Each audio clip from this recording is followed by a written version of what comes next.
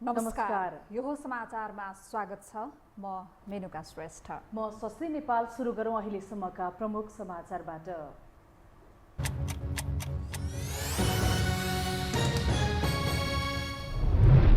कांग्रेसका निर्वाचित नेताहरूलाई प्रमाणपत्र वितरण विपक्षीलाई पनि समेटेर पार्टी सञ्चालन गर्ने सभापतिको भनाई पार्टीलाई अझै सुदृढ बनाउने केन्द्रीय कमिटी बैठकको निर्णय चुनावसम्म संसद अवरोध गरिरहने एमाले अध्यक्ष ओलीको भनाई निर्वाचनपछि एमाले पुनः सरकारमा आउने ठोकुवा एमसीसी बारे सरकार स्पष्ट धारणा सार्वजनिक गर्नुपर्ने जिकियो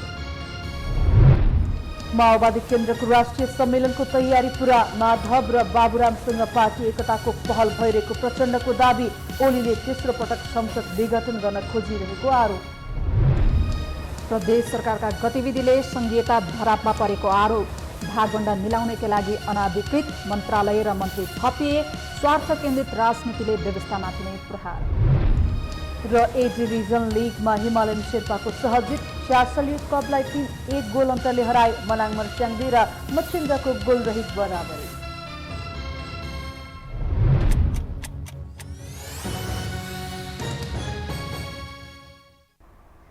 अब समाचार विस्तारमा नेपाली कांग्रेसको निर्वाचित केन्द्रीय समितिको पहिलो बैठकले पार्टीलाई अझै सुदृढ एकता बनाएर लैजाने संकल्प सहितका 4वटा निर्णय गरेको छ।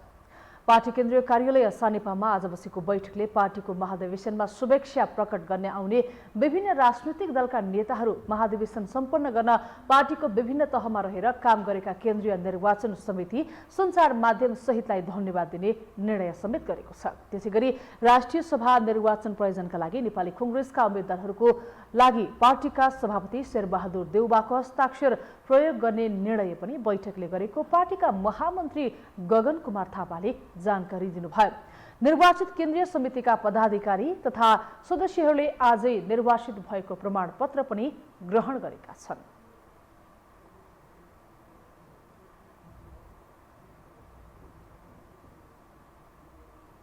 विभिन्न ठाउँबाट आएर नेपाली कांग्रेसलाई शुभेच्छा प्रकट गर्ने अन्य राजनीतिक दलका नेताहरूदेखि लिएर यो अधिवेशनलाई सम्पन्न गर्नको लागि पार्टीको विभिन्न तहमा रहेर काम गर्ने निर्वाचन समिति सञ्चार माध्यम सबैलाई धन्यवाद प्रकट गर्ने निर्णय यो बैठकले गरेको छ। त्यसै गरी राष्ट्रिय सभाको निर्वाचनको प्रयोजनको लागि नेपाली कांग्रेसको तर्फबाट खडा गरिने उम्मेदवारहरूको लागि पार्टी सभापति श्री शेरबहादुर देउबाको हस्ताक्षर प्रयोग गर्ने त्यो बैठकले त्यो कार्यादेश दिने निर्णय गरेको छ। र यसै गरिकन निर्वाचन आयोगमा दल दर्ता गर्ने प्रयोजनको लागि मुख्य सचिव श्री कृष्ण पौडेलजीलाई दलको तर्फबाट आधिकारिक रूपमा उहाँले त्यहाँ हस्ताक्षर गरेर दलको सबै विवरणहरू बुझाउने अद्यावधिक गर्ने उहाँलाई जिम्मा दिने भनेर यी 4वटा निर्णय आजको बैठकबाट गरिएको छ।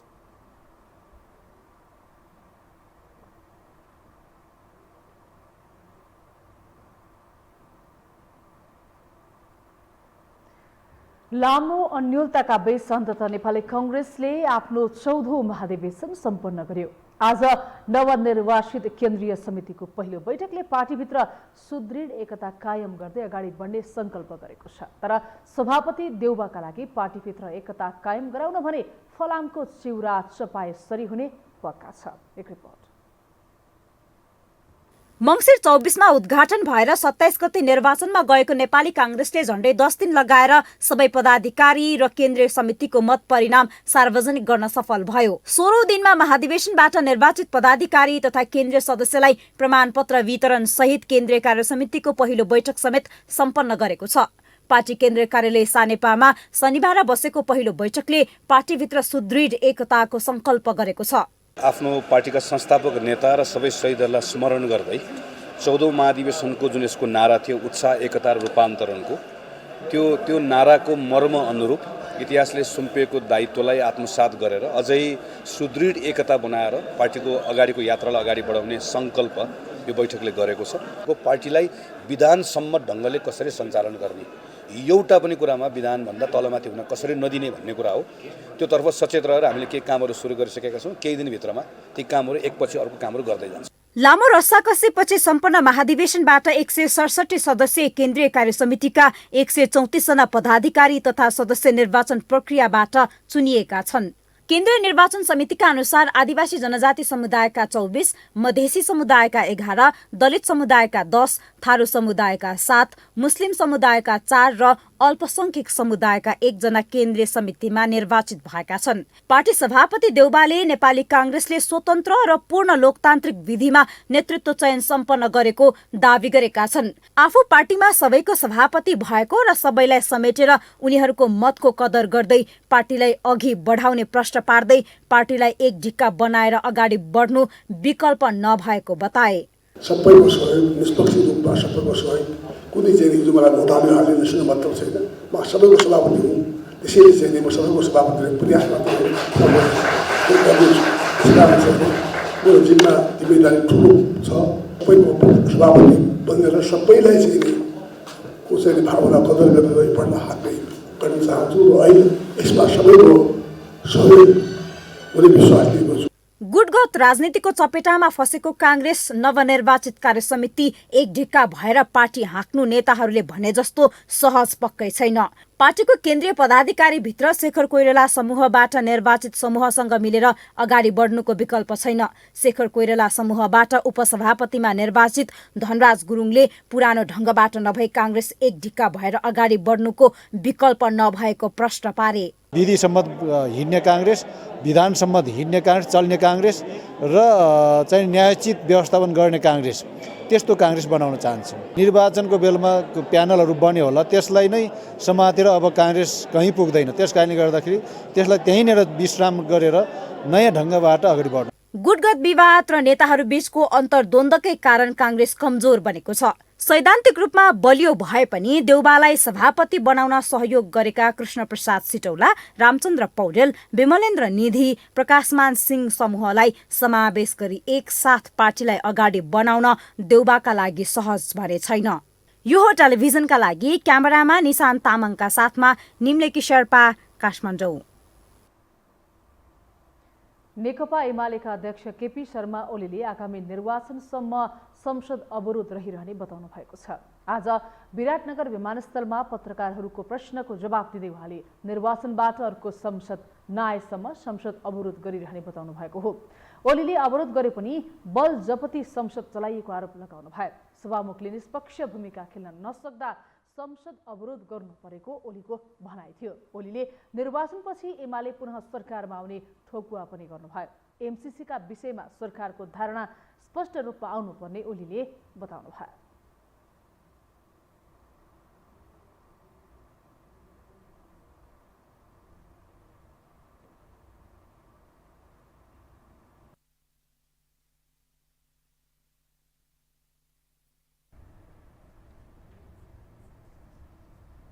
अब बाँकी समाचार। नेकपा माओवादी केन्द्रका अध्यक्ष पुष्पकमल दाहाल प्रचण्डले नेकपा एमाले तेस्रो पटक संसद विघटनको प्रयास गरिरहेको आरोप लगाउनु भएको छ। आज राजधानीमा सम्पादकहरूसँगको अन्तर्क्रियाका क्रममा अध्यक्ष प्रचण्डले अहिले संसदको प्रमुख प्रतिपक्षी दल एमाले तेस्रो पटक संसद विघटन गर्न खोजिरहेको उल्लेख गर्दै कुनै पनि हालतमा विघटन हुन नदिने बताउनुभयो। उहाँले एमाले अध्यक्ष केपी शर्मा ओली सर्वदलीय बैठकमा नआएपछि बालकोट नै गएर संसद अवरोध नगर्न आग्रह गर्ने तयारी भइरहेको समेत बताउनुभयो।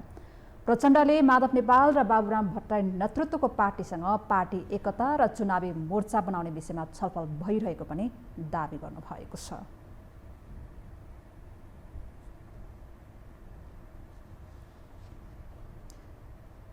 संसदको तेस्रो ठुलो दल नेकपा माओवादी केन्द्रको यही पौष 11 देखि 15 सम्ममा राष्ट्रिय सम्मेलन हुँदैछ।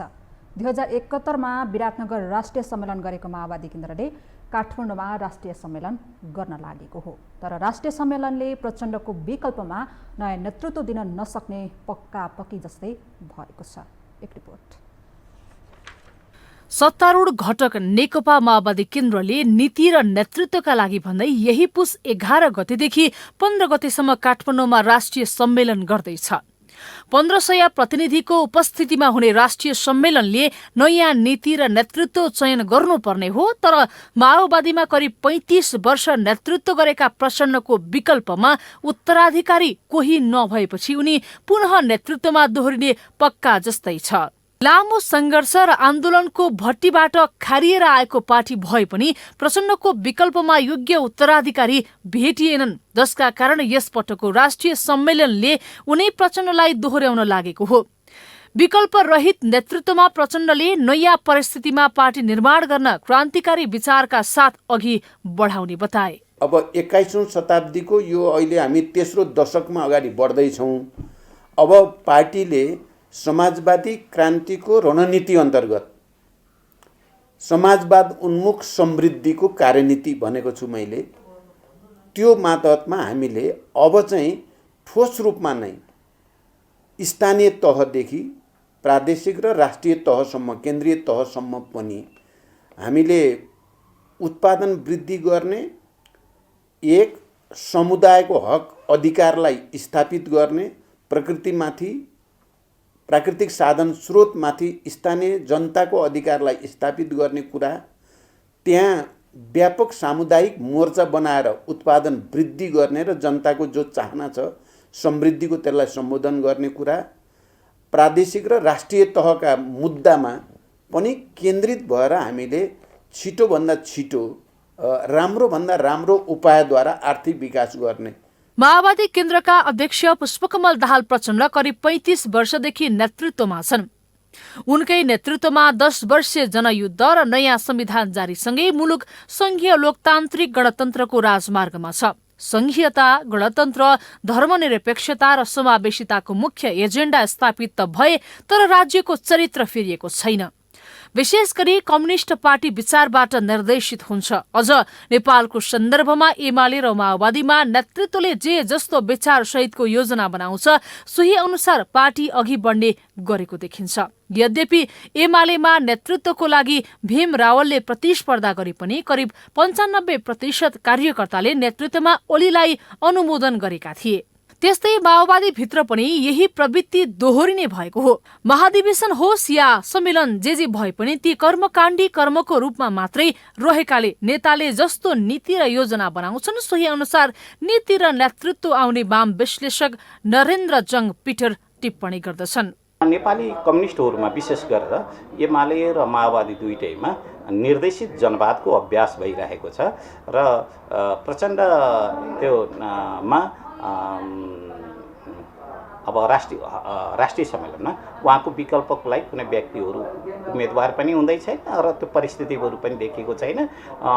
त्यो चाहिँ निर्देशित जनवादको अभ्यास जसरी एमालेको महाधिवेशनमा भयो त्यस्तै तरिकाले माओवादीको पनि देखिएको छ। माओवादीका 3वटा प्रदेश सरकारको प्रदेशहरूका निर्वाचनले पनि त्यहाँ चाहिँ आन्तरिक जनवादको अभ्यास भएको त्यस्तो देखिँदैन। केन्द्रले जे दिन्छ निर्देशन त्यस्तै देखिन्छ। जनवर्गीय सङ्गठनहरूको पनि निर्देशनमा सर्वसम्मत भन्ने एउटा शब्द पदावली आएको छ नेपाली राजनीतिमा। सर्वसम्मत भन्नुको मतलब निर्देशित प्रजातन्त्र, निर्देशित जनवाद, निर्देशित जनतन्त्र जे शब्द दिनुहुन्छ। शान्ति प्रक्रियाको 15 वर्षपछि पनि प्रचण्ड पार्टीभित्र विकल्पविहीन नेताका रूपमा रहँदै आएका छन्। यसपटकको राष्ट्रिय सम्मेलनले पनि उनैलाई दोहोर्याउने भएपछि माओवादीमा नेतृत्व हस्तान्तरण र पुस्तान्तरणको ढोका यसपटकका लागि बन्द भएको छ। हामीसँग समाचार अझै बाँकी छन्, अहिलेलाई विश्राम।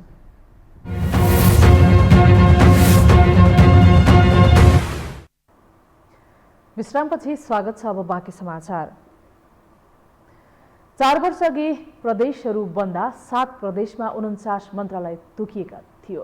अहिले 22 बढाएर 71 पुर्याइएको छ। मन्त्रीको संख्या 49 हुनुपर्नेमा 80 पुर्याइएको छ। सत्ता टिकाउनकै लागि एकै भवनमा 6 मन्त्रालयसम्म राखिएको छ, जसले संघीयताको मर्ममाथि नै प्रहार गरेको छ। एक रिपोर्ट। सेतो रङको छतले भवनका 5वटा झ्यालमा 5वटा मन्त्रालयका नाम झुन्ड्याइएका छन्। शुक्रबार मात्रै मुख्यमन्त्रीले एक मन्त्री थप गरेपछि खाली रहेको एक तला मध्येको अर्को झ्यालमा समेत अर्को नाम झुन्ड्याउने तयारी छ। एउटै घरमा 6वटा मन्त्रालय बनाउनु र झ्याल झ्यालमा झेली जस्तो देखिने मन्त्रालय थप्नु संघीयताले दिएको चरम सत्ता भोगी वरदान हो र यो खाले मन्त्रालय तोडफोडको अनन्त श्रृङ्खलाको गति छाडा स्वरूप बागमती प्रदेशको समाजवादी सरकारले देखाएको हो। किनकि यहाँ नेकपा एकीकृत समाजवादीका उपाध्यक्ष राजेन्द्र पाण्डे मुख्यमन्त्री छन्। कार्तिक 12 गते सत्तामा गएका पाण्डेले 3 महिनाकै अवधिमा 14 मन्त्री र 4 राज्य मन्त्रीसहित 18 सदस्यीय मन्त्रीमण्डल विस्तार गरेका छन्। सत्ता जोगाउनकै लागि बाटो समेत जाम हुने गरी मन्त्रीहरूको लाम लगाएर माधव नेपालले भित्राएको समाजवादको चरम रूप मुख्यमन्त्री पाण्डेले बागमतीमा देखाएका हुन्। काङ्ग्रेसका साथीहरू मन्त्री हुनुभएको छ विस्तार हुँदाखेरि। म यति मात्रै जान्दछु काङ्ग्रेसको तर्फबाट केही प्रदेश सभाका सदस्यहरू मन्त्री परिषद विस्तार हुँदा, बागमती प्रदेशको मन्त्री परिषद विस्तार हुँदा केही साथीहरू मन्त्री परिषदको सदस्य बन्नु भएको छ। अर्को 2.5 तले भवनको 2 तलामा 3 मन्त्रालय राखेर लुम्बिनी प्रदेशले समेत 1/3 सांसदलाई मन्त्री बनाएर खुसी पारेको छ। मन्त्रालय संख्या 7बाट बढाएर 13 पुर्याएको छ भने 4 राज्य मन्त्री सहित 17 सदस्यीय मन्त्रीमण्डल विस्तार गरेको छ। निवर्तमान मुख्यमन्त्री शङ्कर पोखरेलले 3 वर्षसम्म 6 सदस्यीय मन्त्रीमण्डलले प्रदेश चलाए। नेकपा विभाजनसँगै सरकार धर्मराएपछि सत्ता टिकाउनकै लागि 10 पुर्याए, तैपनि उनको सरकार जोगिएन। अहिले माओवादी केन्द्रका कुलप्रसाद केसी मुख्यमन्त्री छन्। पोखरेलले प्रदेशलाई विकासको गतिमा हिँडाउन नसकेको आरोप लगाउँदै दौडाउनकै लागि मुख्यमन्त्री बनेका केसीले सत्ता जोगाउने लालसामै मन्त्रालय तोडफोड गर्दै 17 पुर्याएका हुन्। उस्तै हविगत गण्डकीका मुख्यमन्त्री कृष्णचन्द्र नेपालले पोखरेलले समेत देखाएका छन्। 7 वटाबाट 4 मन्त्रालय थपेर पोखरेलले 11 मन्त्रालय र 12 मन्त्री बनाएका छन् भने 1 मन्त्रीलाई कुनै मन्त्रालय दिएका छैनन्। काङ्ग्रेसले नेतृत्व गरेको गण्डकीमा 4 मन्त्री थपिँदा वार्षिक 20 करोड 12 लाख आर्थिक भार थपिएको छ। मन्त्री नियुक्ति गर्ने अधिकार नेपालको संविधान अनुसार मुख्यमन्त्रीको अधिकार हो। माओवादी केन्द्रका महेन्द्र बहादुर शाही बाहिरिएर काङ्ग्रेसका जीवन बहादुर शाही भित्रिएको कर्णालीमा सत्ता गठबन्धनमै भागभण्डा नमिल्दा 8 मन्त्रालय मध्ये मुख्यमन्त्री सहित 3 मन्त्री छन्। यहाँ कसलाई मन्त्री बनाउने र मन्त्रालयको संख्या कति पुर्याउने अझै यकिन भएको छैन। 40 जनाको संख्यामा हामी 6 जना मात्रै छौँ र संयोगले परिवेशले म मुख्यमन्त्री हुन पुगेँ र अहिले आइसकेपछि हाम्रो 8 जनाको क्याबिनेटमा अब 3 जना चाहिँ भइसकेको छ। अहिले चाहिँ फेरि यहाँले देखिरहनु भएको छ सबै पार्टीका अधिवेशनको चाहिँ चटारो भएको हुनाले माओवादीको पनि प्रदेश गाउँको अधिवेशन चलिरहेको छ, हाम्रो केन्द्रीय अधिवेशन चलिरहेको छ। त्यस कारणले यो अलिकति ढिला भएको, अब यो सिद्धिने बित्तिकै त्यसले चाहिँ पूर्णता चाहिँ पाउँछ। सरकार टिकाउनकै लागि प्रदेश 1 मा 7बाट 11 पुर्याउने तयारी गरिएको छ। प्रदेश 2 ले 7बाट 10 मन्त्री र 3 राज्य मन्त्री सहित 13 सदस्यीय मन्त्रीमण्डल बनाएको छ। सुदूरपश्चिम प्रदेशले मन्त्रालय नबढाए पनि 4 राज्य मन्त्री थपेर 11 पुर्याएको छ। समग्रमा मन्त्रालय फोड्न सङ्घीय सरकार जति माहिर थियो त्यति नै प्रदेश सरकारमा पनि यो रोग सलह झैँ फैलिएको छ। यसमध्ये पनि बागमती, गण्डकी र लुम्बिनी प्रदेश सङ्घीयताको विकृत नमुना प्रदर्शन गरिरहेका छन्। यी प्रदेशमा सत्ता टिकाउन कुनै पनि हरकत बाँकी राखिएको छैन। सङ्घीय सरकारमा 25 बढी मन्त्रीको संख्या बढाउन पाइँदैन। सङ्घीय प्रशासनिक पुनः संरचना समितिले 2074 मा दिएको प्रतिवेदन अनुसार प्रदेशमा जम्मा 7 वटा मन्त्रालय बनाउनु पर्ने थियो। सुरुमा सबै प्रदेशमा यस्तै अभ्यास गरिएको पनि थियो। त्यसै अनुरूप हुने गरी कर्मचारीहरू खटाइएका थिए। अहिले सरकार गिराउने र टिकाउने खेलमा हरेक दिन कोही न कोही कतै न कतै मन्त्री बनिरहेको हुन्छ। मन्त्री नै शाखा अधिकृत जस्तो एउटै भवनका कोठा कोठामा नेम प्लेट टाँसेर बसेका छन्। 7 प्रदेशमा 49 मन्त्रालय तोकिएकोमा 22 बढाएर 71 पुर्याइएको छ। मन्त्रीको संख्या 49 हुनुपर्नेमा 80 पुर्याइएको छ। तर पनि सत्तामा बस्नकै लागि सङ्घीयतालाई विकृत बनाउने र राज्य स्रोतको दोहन गर्ने यस्ता कर्मप्रति सत्ता गठबन्धनले सोच्न समेत भ्याएको छैन। यो हो टेलिभिजनका लागि सन्तोष विके थापा, काठमाडौँ। नेकपा एमालेका नेता भीम रावलले एमसीसीको विरोधमा सशक्त ढङ्गले आवाज उठाउनुपर्ने बताउनु भएको छ। एमसीसी संसदबाट पारित भई मुलुकमा समानान्तर सरकार बन्ने खतरा रहेको औल्याउँदै रावलले त्यसलाई रोक्न सबैले आवाज उठाउनुपर्ने तर्क गर्नुभएको हो। आज काठमाडौँमा आयोजित अमेरिकी लोकतन्त्रको यथार्थ र एमसीसी विषयक अन्तर्क्रिया कार्यक्रममा बोल्दै पूर्व उपप्रधानमन्त्री समेत रहनुभएका उहाँले एमसीसी संशोधन बिना नै संसदबाट पारित गरिए त्यसले मुलुकलाई शक्ति राष्ट्रहरूको द्वन्द्व र सङ्घर्षमा परिणत गर्ने चेतावनी समेत दिनुभयो।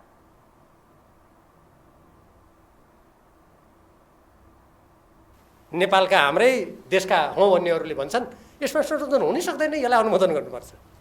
उहाँहरू त्यसो भन्नुहुन्छ।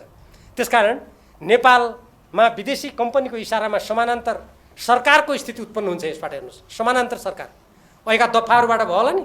समानान्तर सरकारको स्थिति उत्पन्न हुनका साथै नेपाल क्रमशः पराधीनतातर्फ धकेलिनेछ, नेपाल शक्ति राष्ट्रहरूको द्वन्द्व र सङ्घर्षको थलोमा परिणत हुनेछ। त्यो हामी प्रत्येक नेपालीको हित विरुद्धमा हुनेछ। त्यसैले हामीले यो एमसिसी सम्झौता यही रूपमा हुनु हुँदैन भन्ने कुरा हामीले उठाउनै पर्छ, सशक्त रूपमा हामीले बोल्नुपर्छ। नेत्र विक्रम चन्द नेतृत्वको नेकपाका नेता धर्मेन्द्र वास्तुलाले एमसिसी पारित गर्ने काम गरियो भने मुलुक गम्भीर दुष्चक्रमा फस्ने चेतावनी दिनुभयो। उहाँले एमसिसी सम्झौताबारे नेपाल सरकारले अमेरिकी सरकारलाई पठाएको पत्राचार सार्वजनिक हुनुपर्ने माग समेत गर्नुभयो। अहिले बेनिफिट अफ डाउट भन्ने एउटा आउँछ। यदि यो त्यति बेला उहाँहरूलाई थाहा थिएन भने अब यो सबै कुराहरू जानकारी भएको छ। उहाँहरूले जो सम्झौता अर्थात् जुन पत्राचार गर्नुभएको छ त्यो पत्राचार पनि नेपाली जनताको अगाडि दिनुपर्छ उहाँहरूले। र यदि यति हुँदाहुँदै पनि उहाँहरूले सम्झौता गर्ने अवस्थामा गयो भने यो देश एउटा निश्चित समयमा अत्यन्तै ठुलो दुर्भाग्यको दुष्चक्रमा फस्नेछ। त्यसको शिकार ती नेताहरू हुनेछन्। पूर्व राजदूत लीलामणि पौडेलले एमसिसी राष्ट्रहितमा नरहेकाले त्यसलाई अगाडि बढाउन नसकिने स्पष्ट पार्नुभयो।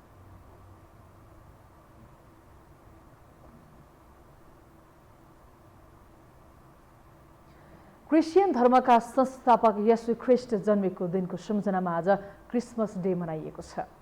आजभन्दा 2021 वर्ष अघि डिसेम्बर 25 तारिकमा येशू ख्रिस्टको जन्म इजरायलमा भएको थियो। येशू ख्रिस्टले मुक्ति, प्रेम र शान्ति दिएको विश्वासमा क्रिस्चियन समुदायले विशेष रूपमा आजको यस पर्व मनाउने गर्दछन्।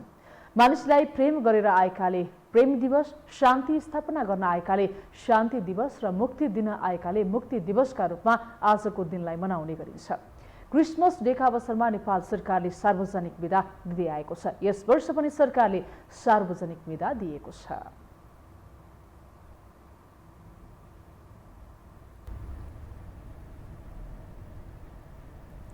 अब बाँकी समाचार। नेपालको शैक्षिक क्षेत्र राजनीतिक हस्तक्षेपका कारण लथालिङ्ग बन्दै गइरहेको छ।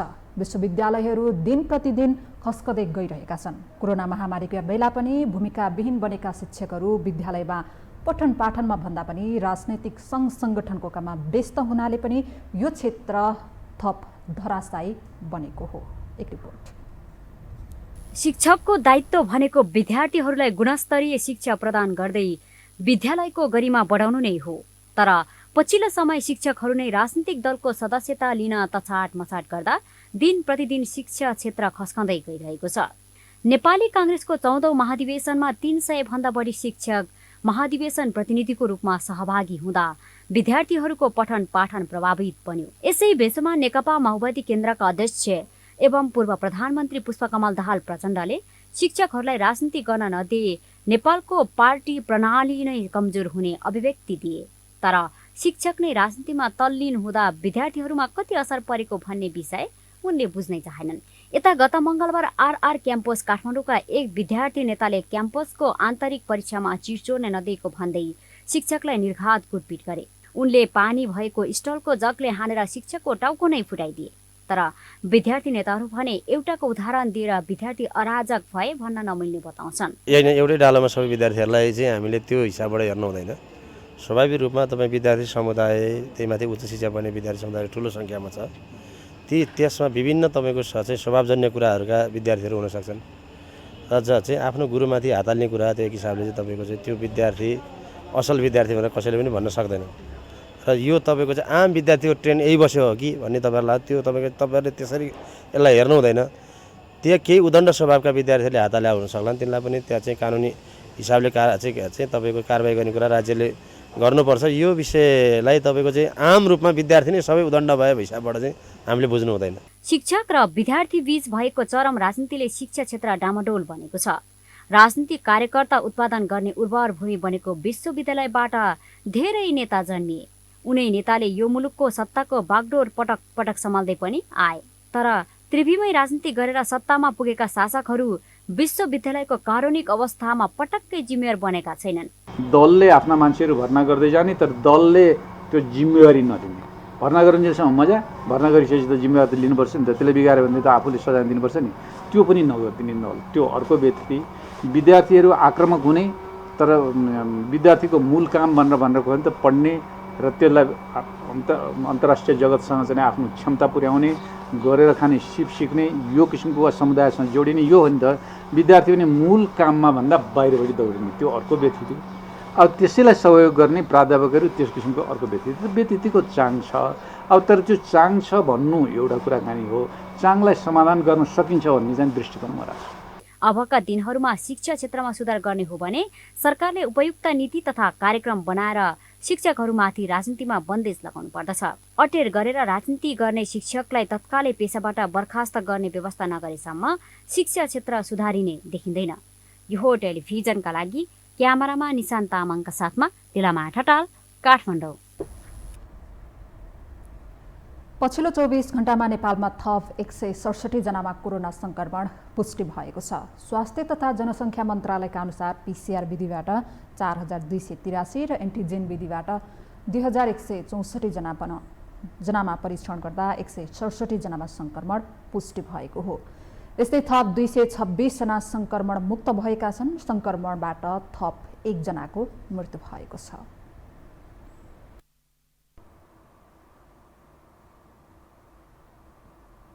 अब पालो आर्थिक समाचारको।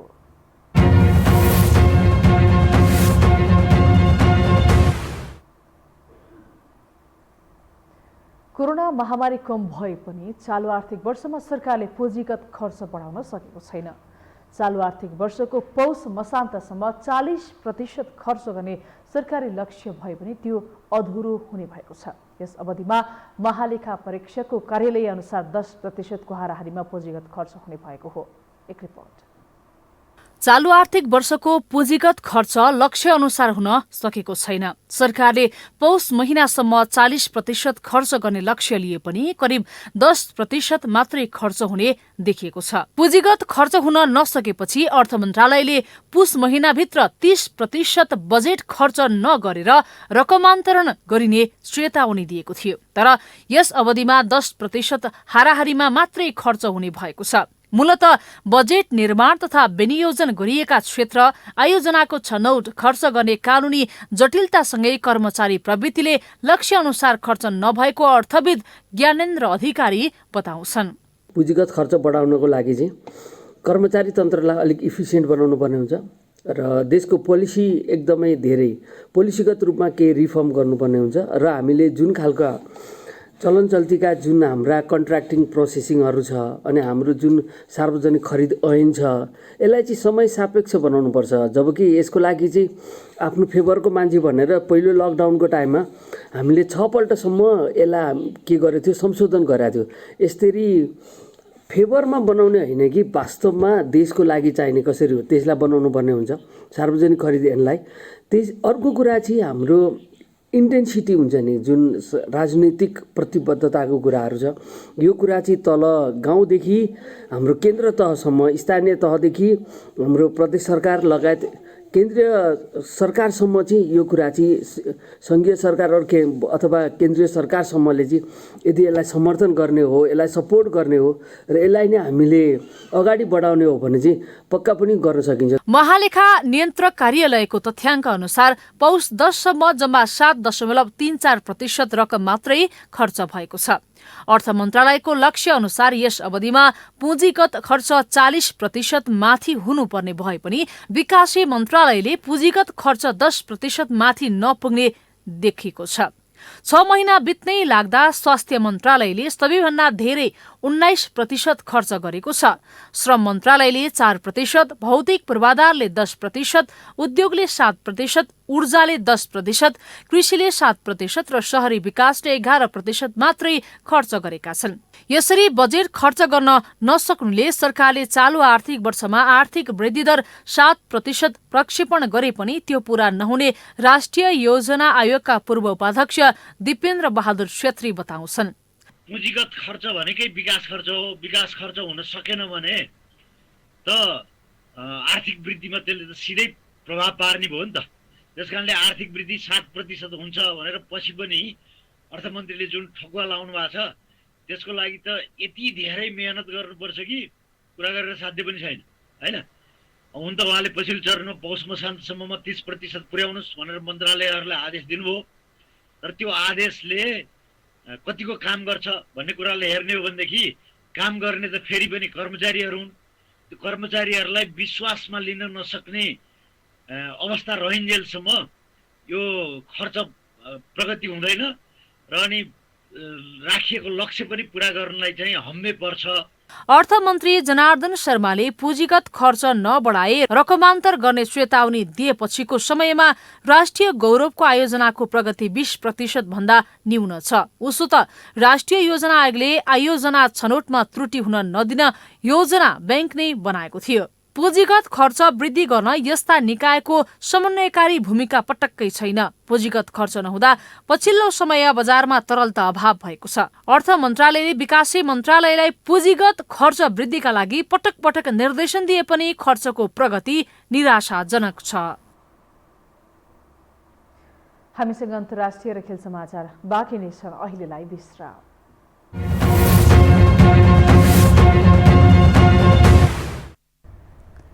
विश्रामपछि पुनः स्वागत छ। अब अन्तर्राष्ट्रिय समाचार।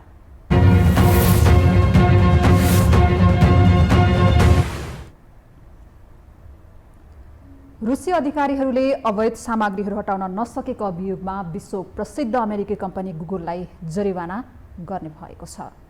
रुसको एक अदालतले गुगललाई 9 करोड 80 लाख अमेरिकी डलर बराबरको जरिवाना गर्ने आदेश दिएको हो। गुगलले अवैध सामग्री राखेको भन्दै आपत्ति जनाउँदै यस्ता सामग्री हटाउन दबाब दिँदै आएको छ।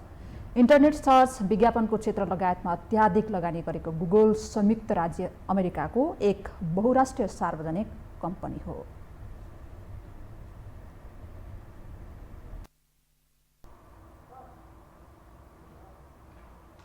अब पालो खेल समाचारको।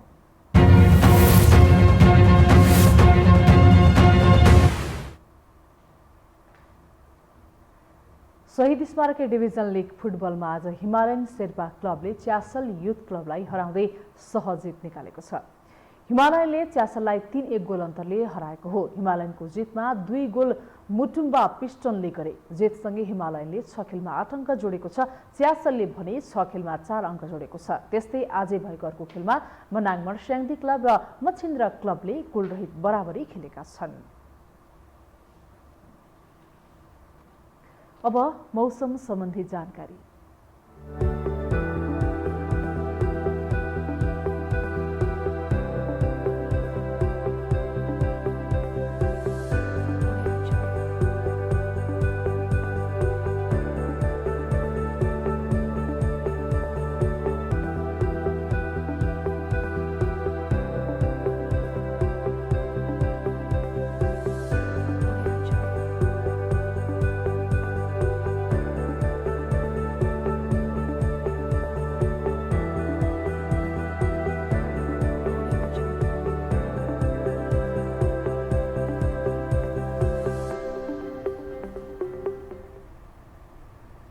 यो सँगै हामी यो समाचारको अन्त्यमा आइपुगेका छौँ। बिदा हुनु अघि प्रमुख समाचार पुनः एकपटक।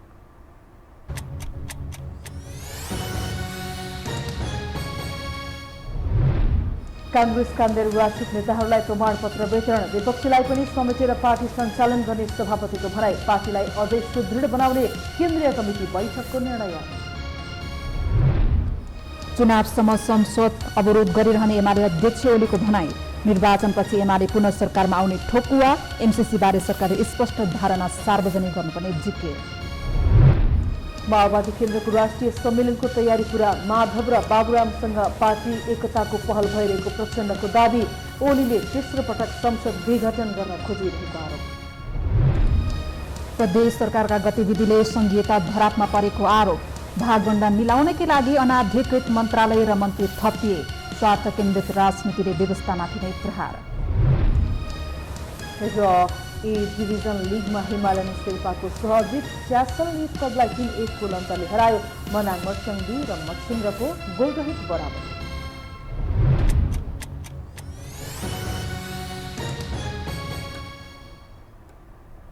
हवस् त यो समाचार सकियो। समाचार बुलेटिनका साथै यो टेलिभिजनका सम्पूर्ण कार्यक्रम यो टेलिभिजन.com, यो खबर.com, युट्युब र फेसबुकमा पनि पढ्न र हेर्न सक्नुहुनेछ। मोबाइलमा यो टिभी एप डाउनलोड गरी हामीलाई प्रत्यक्ष हेर्न सक्नुहुनेछ। तथ्यसहितको निष्पक्ष समाचार तथा मनोरञ्जनका लागि हेर्दै रहनुहोला यो टेलिभिजन। नमस्कार।